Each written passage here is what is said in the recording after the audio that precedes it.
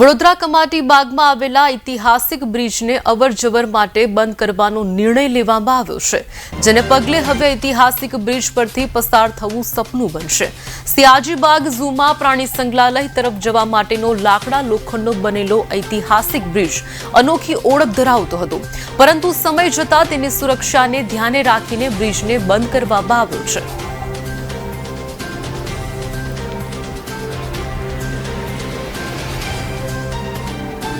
નમસ્કાર, હું જણાવવા માંગીશ કે વર્ષ 2022 થી જ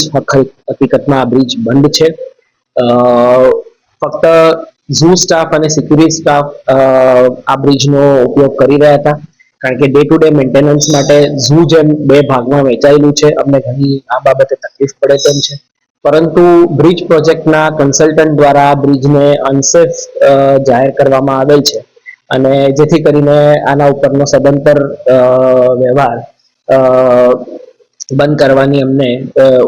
એ સૂચન મળેલ છે। ઓલરેડી આપણે જાણીએ છીએ કે આ બ્રિજ બંધ કરવા પાછળનું કારણ 2 વર્ષ પહેલા ગુજરાતમાં ઘટેલ મોરબીની દુઃખદ દુર્ઘટના છે, અને તેના ચલતે આ બ્રિજને જે તપાસ કરતા અને અનસેફ ઘોષિત કરતા ઓલરેડી આ બ્રિજ પરથી અમે ભારે વાહનને લઈ જવા માટેની પહેલેથી જ મનાઈ કરી રાખી હતી। ફક્ત ઝૂનો સ્ટાફ ચાલીને અથવા ટુ વ્હીલરથી અને અમારી જે ઈ રિક્ષા છે એ આ બ્રિજ પરથી અવર જવર હતી,